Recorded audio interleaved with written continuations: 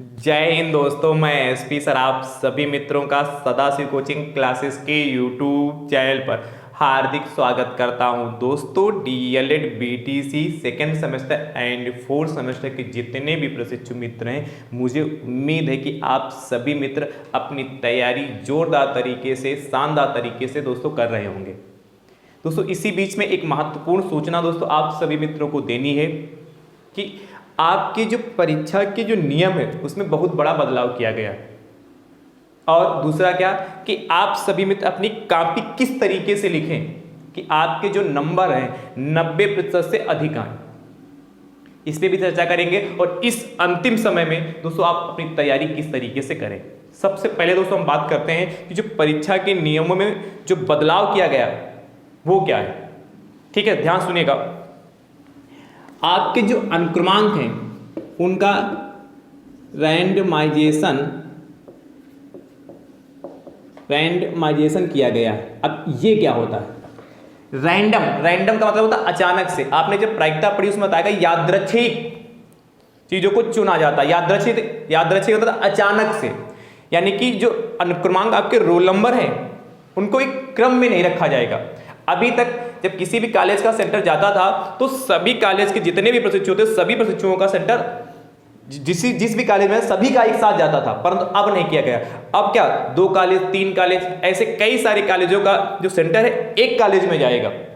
कई सारे कॉलेजों का सेंटर एक कॉलेज में जाएगा। और जो अनुक्रमांक है वह एक सीरियल से नहीं होते थे। जैसे आपके जो क्लास में है, जो डीलेट आपके साथ में क्या नाम ट्रेनिंग कर रहे हैं, अभी तक तो था एक साथ सेंटर जाता था तो आपको पता, आगे वाला भी पता है कि हमारा ये हमारे क्लास का है, पीछे वाला भी हमारे क्लास का है, हमारे साथ क्या प्रशिक्षण कर रहा है, दाएं भी बाएं भी सभी तरफ आप ही की क्लास के, आप ही के जानने वाले बैठते थे चारों तरफ। परंतु अब ऐसा नहीं होगा क्योंकि कई सारे कॉलेजों का सेंटर जो एक ही कॉलेज में जाएगा। तो क्या, और अनुक्रमांक भी सीरियल से नहीं होगा। जैसे किसी का अनुक्रमांक मान लेते हैं 102 है तो पहले 102 बैठा, फिर क्या 503 कर दिया गया, फिर क्या 202 कर दिया गया, 208 कर दिया गया, 320 कर दिया गया, है कि नहीं, 188 कर दिया गया।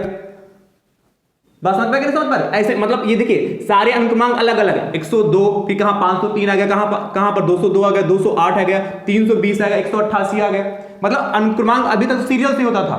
अभी तक जब भी आप बैठते थे, आपने जो एग्जाम दिए हैं, जो सेकेंड सेमेस्टर में है वो फर्स्ट सेमेस्टर का एग्जाम दिए हैं, और जो फोर्थ सेमेस्टर में है वो क्या first semester, second semester, third semester सभी का एग्जाम दिया। देखा होगा सारे अनुक्रमांक रोल नंबर से, मतलब सीरियल से सभी बैठते थे। परंतु अब ऐसा नहीं होगा। आपके अनुक्रमांक जो है वो जो रोल नंबर है वो अचानक से कोई भी रैंडम ही लिया जाएगा, अचानक से ही चुना जाएगा। और कई अलग अलग कॉलेज के जो प्रशिक्षु होंगे वो बैठेंगे। तो आपको क्या इतनी जल्दी ना तुमको आपकी परिचय होगी, ना आप उनको इतनी जल्दी दोस्ती बना पाएंगे, क्योंकि एग्जाम तो 3 दिन में समाप्त हो जाएंगे। जब तक दोस्ती बनाएंगे तब तक आपके एग्जाम हो चुके होंगे, है कि नहीं। तो इसका प्रभाव उन प्रशिक्षुओं पर पड़ने वाला है जो नकल के सहारे जाते थे कि नहीं हमें ऑब्जेक्टिव पता चल जाएंगे, पड़ोसी हमारा बता देगा, अति लघुत्तरी कोई बता देगा, 1-2 मिल जाएंगे और हम पास हो जाएंगे। अब ऐसा कतई नहीं होने वाला है भाई। इसके पहले सामूहिक नकल पकड़ी गई थी। उस नकल को रोकने के लिए ये नियम बनाए गए कि आपके जो एग्जाम है सुचितापूर्वक हो सके, कि आपकी जो परीक्षा नकल विहीन हो सके, इसके लिए ये इंतजाम किए जा रहे हैं, है कि नहीं। तो अब आपको अपने बलबूते पढ़ के जाना होगा। जो थोड़ा बहुत आपको आपके मित्र बता देते थे, आपके दोस्त बता देते थे, उसका अब कोई सहारा नहीं है। तो अब आपका एग्जाम देना और कठिन हो गया। अभी तक 2-4 नंबर का आप इधर उधर पता कर लेते थे, लेकिन वो भी अब संभव नहीं है, क्योंकि भाई आपका अड़ोसी पड़ोसी कोई आपको दाएं बाएं आगे पीछे कोई पहचानता ही नहीं होगा। जब सारे अलग अलग अनुक्रमांक ही अलग अलग हैं, दूसरे कॉलेज के भी आ रहे हैं, है कि नहीं। जब कोई पहचानता नहीं तो आपको बताएगा कौन। इसीलिए अभी भी समय है, तैयार हो जाइए। जो भी पढ़ा है उसको अच्छे से क्या रिवीजन करिए, और जितना पढ़ा है इस समय, इस अंतिम समय में आपने जितना पढ़ा है उतने का अच्छे से रिवीजन करिए। यदि वहां से प्रश्न बनता है तो आपका कतई गलत ना हो, नया कतई मत पढ़िए। और यदि आपको पता है कि मैंने जो पढ़ रखा है उसका मैंने अच्छे से रिवीजन कर लिया है, 1 बार 2 बार 3 बार 4 बार, तो आप नया भी पढ़ सकते हैं। नया भी एक बार आप रिवीजन पढ़ के एक बार रिवीजन कर सकते हैं। परंतु जो आपने पढ़ रखा उसको इतने अच्छे ढंग से, इतने अच्छे तरीके से तैयार करिए कि यदि वहां से प्रश्न पूछा जाता, पूछा ही जाएगा भाई, पढ़ना क्या अंतिम समय में आपको सीरीज से पढ़ना है, अंतिम समय में सीरीज से पढ़ना, वस्तुनिष्ठ प्रश्न को बहुत अच्छे से पढ़ना है, अतः लघुत्तरीय प्रश्नों को बहुत ही अच्छे तरीके से पढ़ना है। और जब ये तैयार होंगे तो लघुत्तरीय तो आपके ऑटोमेटिक तैयार हो जाएंगे, है कि नहीं। तो जो बात बताया है कि आप कतई नकल के भरोसे में कतई मत जाइएगा, अपने भरोसे जाइएगा। वैसे भी काफी बैक लगती थी और अब तो और बैक लगेगी, ये थोड़ी सी लापरवाही किया तो बैक लग जाएगी दोस्तों। तो इसीलिए कतई थोड़ी सी भी लापरवाही करने की जरूरत नहीं है।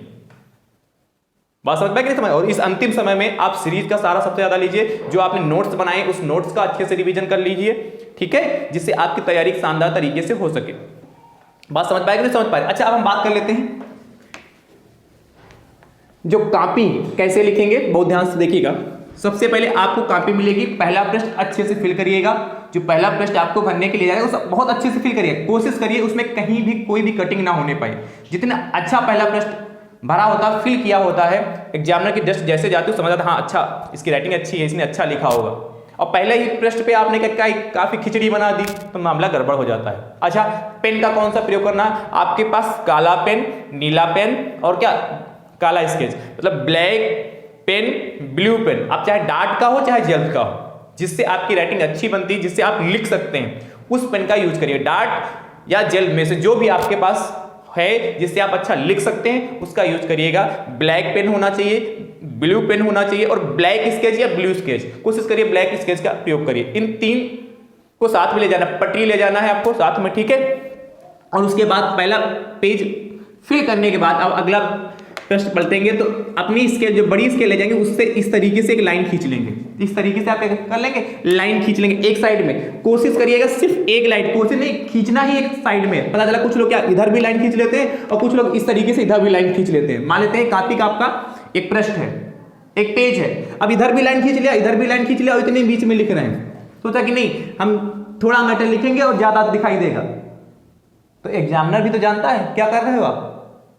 ऐसा थोड़ा, वो भी पढ़ के गया है कि नहीं, तो वो भी जानता आप क्या किस सोच के साथ इधर की लाइन खींची। तो कतई इधर की लाइन तो कतई आप नहीं खींचेंगे, सिर्फ एक स्केल भर की लाइन सिर्फ इस साइड की ओर बाएं पक्ष में खींचेंगे, बाएं साइड में। बात क्लियर होगी। उसके बाद सबसे पहले वस्तुनिष्ठ प्रश्न आते हैं, उसके बाद अति लघुत्तरीय प्रश्न आते हैं, फिर क्या लघुत्तरीय प्रश्न आते हैं। तो आप कोशिश करिए कि सीरियल से सॉल्व करें, परंतु यदि छूट जा रहा है प्रश्न, आप नहीं कर पा रहे हैं तो आगे पीछे भी कर सकते हैं, परंतु कोशिश करेंगे सीरियल से सॉल्व करेंगे तो एग्जाम को चेक करने में आसानी होती है, फटाफट चेक करता हुआ चला जाता है। परंतु यदि आप आगे पीछे कर देते हैं तो कोई इफेक्ट पड़ने वाला विशेष नहीं है, ठीक। उसके बाद क्या करना है, आपको सबसे पहले हेडिंग डालनी वस्तुनिष्ठ प्रश्न।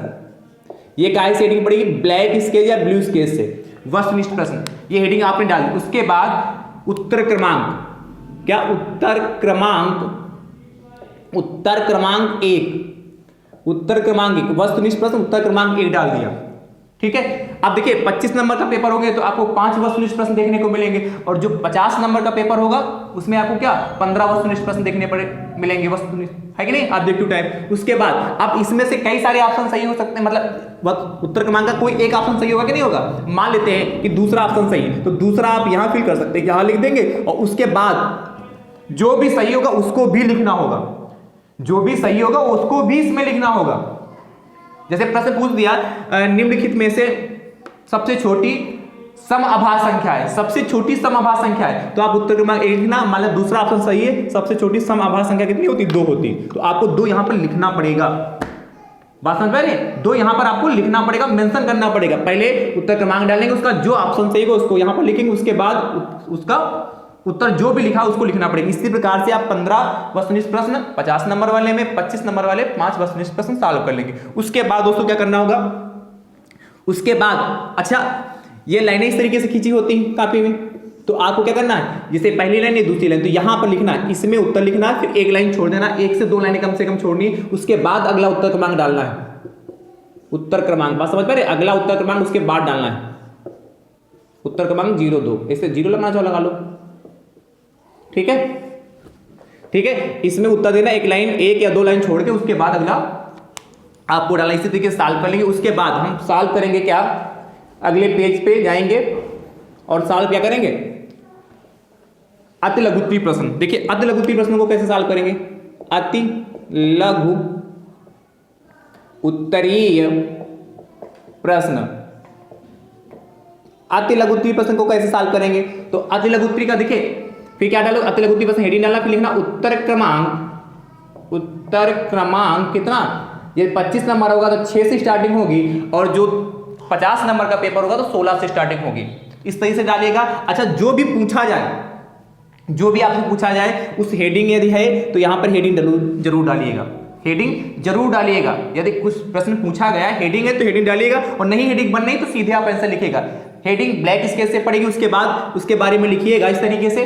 जैसे यहां हेडिंग बढ़िया से मान लेते हैं कि भाज्य संख्या है, भाज्य संख्या, तो आपने भाज्य संख्या हेडिंग इस तरीके से डाली, इस तरीके से लाइन खींचना है, ठीक है। भाज्य संख्या हेडिंग डालने के बाद इसका अंडरलाइन कर देना, उसके बाद यहां से लिखना स्टार्ट करना, इसी लाइन से सीधे नहीं, उसके नीचे से इस तरीके से आप लिखना स्टार्ट करेंगे। उसके बाद लिखने के बाद लिखेंगे, उसके बाद में जब लास्ट में आएंगे कि इसे भाज्य संख्या कहते हैं। ऐसी संख्याएं जिनके 2 से अधिक गुणनखंड होते हैं भाज्य संख्याएं कहलाती हैं, भाज्य संख्याएं कहलाती हैं। तो लास्ट में भाज्य संख्याओं को क्या ब्लैक पेन से लिख देंगे, भाज्य संख्याएं कहलाती हैं, तो उसको क्या करेंगे ब्लैक पेन से लिख दें। हेडिंग ब्लैक स्केच से पड़ेगी, लिखोगे ब्लू पेन से। उसके बाद जब कहेंगे इसके भाज्य संख्याएं कहते हैं या भाज्य संख्या कहलाती है, उसको ब्लैक पेन से, मतलब कहने का मतलब जो महत्वपूर्ण शब्द आते हैं उनको आप ब्लैक से लिख दें। और ब्लैक से तभी लिखें जब आपको एग्जैक्ट पता हो कि हाँ इसमें यही होगा ही, तब उसको ब्लैक से यूज करिएगा। जो महत्वपूर्ण पॉइंट हैं, महत्वपूर्ण जो बिंदु हैं, उनको ब्लैक से लिख दीजिएगा। और यदि आपको एग्जैक्ट पता हो तभी ब्लैक से लिखिएगा, क्योंकि जब आप ब्लैक से लिखेंगे तो सबसे पहले जब एग्जाम कॉपी चेक करेगा उसकी नजर वहीं पे जाएगी। इसलिए महत्वपूर्ण शब्दों को ब्लैक पेन से जरूर लिखें, ठीक है। इतनी बात क्लियर होगी। ऐसे सारे प्रश्नों को सॉल्व करेंगे। अच्छा, उत्तर क्रमांक 6 को लिखा और लास्ट में क्या करना, कम से कम 2 लाइनें छोड़ देना है, और उसके बाद अगला उत्तर क्रमांक 7 डालना है। उत्तर क्रमांक 7 डालना, क्या कम से कम आपको 2 लाइनें छोड़ना, जिससे एग्जामिनर अच्छे से आपको नंबर दे दे। इसके बाद उत्तर क्रमांक 7 के बारे में लिखना, हेडिंग तो हेडिंग डालेंगे और लिख लेंगे। उसके बाद पेज में लास्ट में आपको 2 से 3 लाइनें, मैंने कहा 2 लाइनें छोड़नी है, बचे नहीं 4 लाइनें, तो उन 4 लाइनों को लास्ट में छोड़ दीजिए। पता चला वहीं से उत्तर क्रमांक नहीं डालना, 3 से 4 लाइनें, 5 लाइनें तक भी बच रही हैं तो आप लास्ट की लाइनें छोड़कर अगले पेज का चयन करिए, अगले पेज पर लिखिए। बात समझ पाए कि समझ पा रहे हैं? पता चला 3-4 लाइनें बच रही हैं, वहीं से उत्तर क्रमांक डाल दिए। इसी तरीके से सॉल्व करते जाएंगे, सॉल्व कर लेंगे। सारे वस्तुनिष्ठ प्रश्न सॉल्व हो गए, सारे अति लघु उत्तरीय प्रश्न सॉल्व हो गए, ठीक है। 25 नंबर में 6 आएंगे और 50 नंबर में कितने आएंगे, 15 आएंगे। उसके बाद हम बात करेंगे किसकी, लघु उत्तरीय प्रश्नों की। तो हेडिंग डालेंगे क्या, सबसे पहले हेडिंग डालेंगे क्या, लघु उत्तरीय प्रश्न। क्या हेडिंग डालोगे, लघु उत्तरीय प्रश्न। और ऐसे उसमें लिखोगे उत्तर क्रमांक क्या 12 होगा ना, कहां से स्टार्ट होगा, 12 से। उत्तर क्रमांक 12, ये 25 नंबर में 12 से, और 50 नंबर में कहां से, 31 से प्रारंभ होगा, तो उत्तर क्रमांक 12। और हेडिंग डालिए, इसमें हेडिंग जरूर होगी, कुछ ना कुछ होगा तो हेडिंग डालिएगा, उसके बारे में लिखिएगा। फिर क्या आएंगे, 2 से 3 लाइनें छोड़ेंगे, फिर से उत्तर क्रमांक 13, ठीक है। और फिर से इसकी हेडिंग डाली, फिर इसके बारे में लिखा। बात समझ पाएंगे, समझ पाए? इस तरीके से पूरे पेपर को सॉल्व करेंगे। और कोशिश करें कटिंग कम हो, कोशिश करें कटिंग कम, और कटिंग होती भी है। जैसे उत्तर हमारा गलत लिखे, जैसे हमने उत्तर क्या ऐसे लिख दिया, या उत्तर हमारा नहीं गलत होगा किसी कारणवश, अब हमको काटना है, उत्तर लिख गया तो इसको काटना है, तो एक लाइन से सिंपल सा काटे। पता चला इसको काटना, मार ऐसे खिचड़ी बना दिया, नहीं, एक लाइन से सिंपल से उसको काट दीजिए। यदि गलती हो गई तो एक लाइन से काट दीजिए, ज्यादा खिचड़ी मत बनाइए उसको, ठीक है। इस तरीके से आप कॉपी लिखेंगे तो आपको नंबर भी बहुत अच्छे मिलेंगे। और किसी भी प्रश्न को आपको छोड़ना कतई नहीं, सभी प्रश्नों को क्या आपको अच्छे से करना है। आपको आता है तब भी तो करेंगे ही करेंगे, और नहीं भी आता है उत्तर क्रमांक डालकर उस प्रश्न के बारे में दोस्तों आप लिखिए जरूर। जो भी पूछा गया उससे संबंधित कुछ ना कुछ तो आता होगा, आपने कुछ ना कुछ तो पढ़ा होगा, मतलब कोई भी प्रश्न छोड़िए नहीं, कुछ ना कुछ उसके बारे में लिखिए जरूर। कुछ नहीं 2 नंबर का है तो आपने कुछ ना कुछ लिख दिया तो 1 नंबर तो मिलेगा, तो आपके में बढ़ोतरी ही तो होगी। इसलिए किसी भी प्रश्न को कतई आपको छोड़ना नहीं, आता है तो आप लिखेंगे, और नहीं आता है तब भी आप जरूर लिखेंगे। किसी भी प्रश्न को बार बार मैं कह रहा हूं छोड़ के कतई मत आइएगा, सभी प्रश्नों को क्या अच्छे से अटेंड करिएगा, ठीक है। किसी प्रश्न को छोड़ के नहीं आना, मैं बार बार कह रहा हूं, क्योंकि नहीं आता छोड़ो, हटाओ, अगला कर लेंगे। हाँ, अब मैंने कहा सीरियल साल को नहीं आ रहा, आपको लगता है नहीं हमको बिल्कुल नहीं आता है, उसको छोड़ दीजिए, लास्ट में उसको करिए। और समय का विशेष महत्व रखिएगा, जितना पूछा जाए उतना ही लिखिएगा।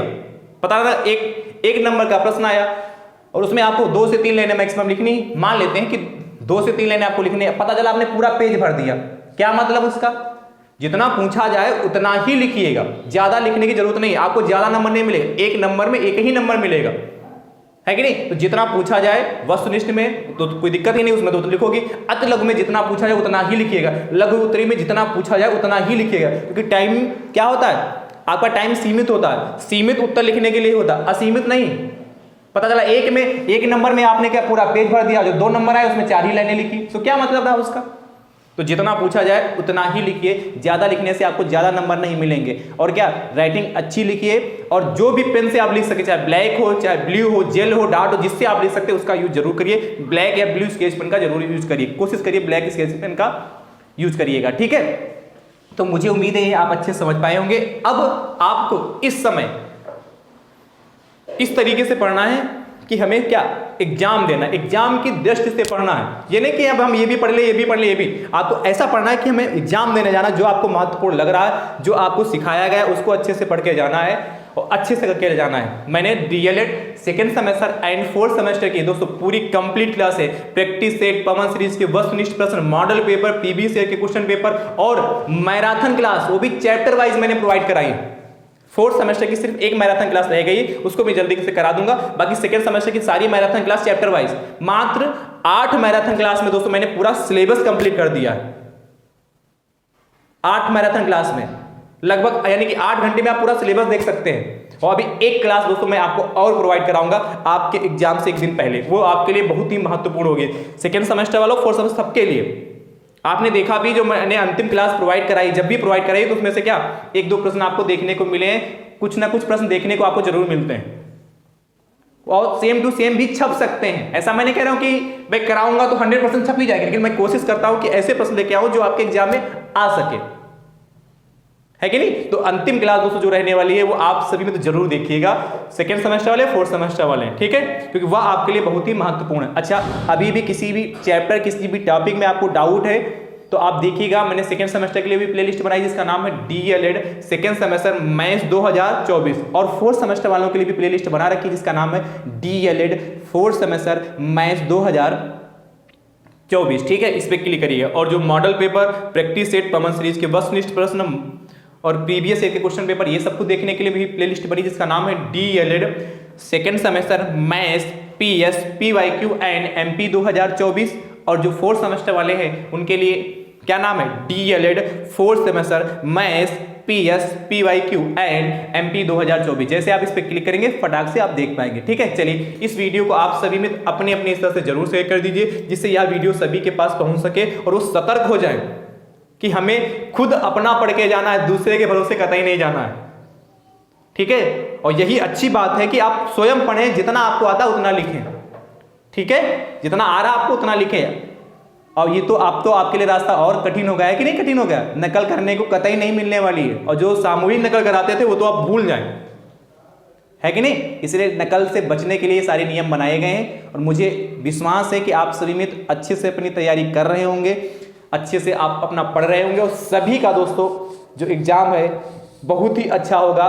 बस आप कतई कोई भी परेशान नहीं होना, कोई भी टेंशन नहीं लेना कि अंतिम समय पता चला प्रेशर है कि नहीं, क्योंकि अंतिम एग्जाम समय प्रेशर हो जाता है, ये नहीं पढ़ा, वो नहीं पढ़ा, ये नहीं पढ़ा, वो नहीं पढ़ा। ये कुछ नहीं करिए, जितना आपने पढ़ रखा वही आपके लिए महत्वपूर्ण है, वही अच्छा है आपके लिए। पता चला ये पढ़ ले, ये पढ़ ले, ये पढ़ ले, कुछ ना पढ़ पाए तो क्या मतलब उसका, है कि नहीं? तो जितना आपने पढ़ रखा वही आपके लिए महत्वपूर्ण है, और कोशिश करिए बार बार उसी को पढ़ के जाइए, ठीक है? और बहुत ही शानदार तरीके से पढ़िए, बहुत ही अच्छे से पढ़िए, ठीक है? चलिए, वीडियो को आप सभी में अपने अपने हिस्से से जरूर शेयर करिएगा। थैंक यू सो मच दोस्तों, राधे राधे दोस्तों।